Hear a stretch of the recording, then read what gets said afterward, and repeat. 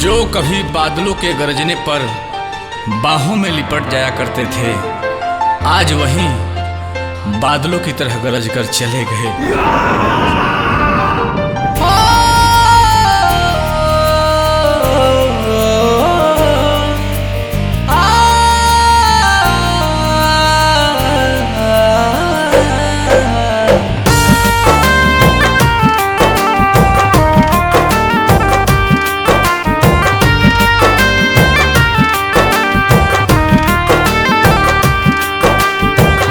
Line अंग्रेजी बोल के चल देली मुंह मोड़ के, नेह सनेह प्रीत के डोरी अचके में उतोड़ के।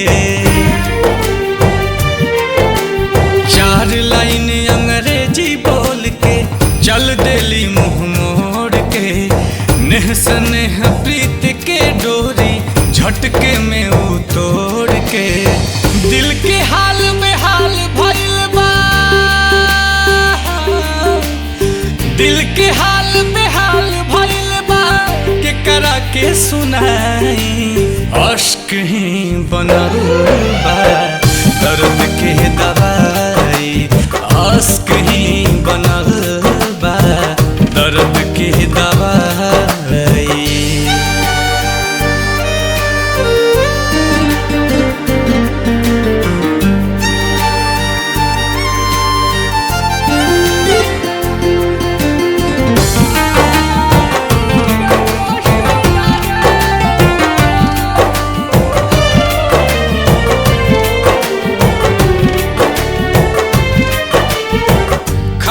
का भइल की खफा भइली, वफा करके हमसे बेवफा भइली।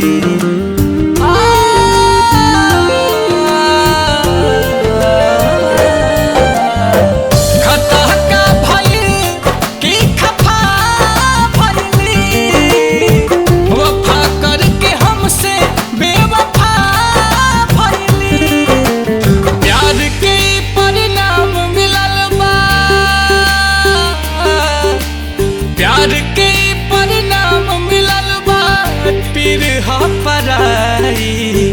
अश्क ही बनल बा दर्द के दवाई, अश्क ही बनल बा दर्द के दवाई।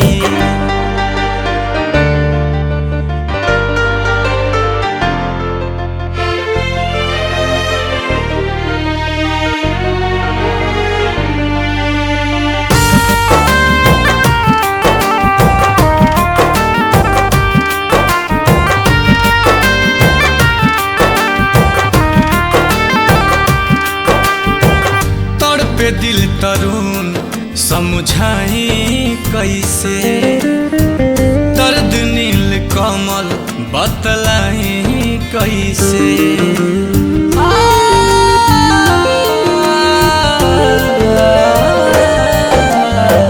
तड़पे दिल ना भी समझाई कैसे, दर्द नील कमल बतलाई कैसे। शहद दिखा के हमके उतार,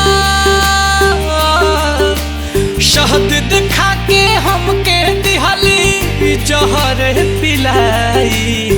अश्क ही बनल बा दर्द के दवाई, अश्क ही बनल बा दर्द के दवाई।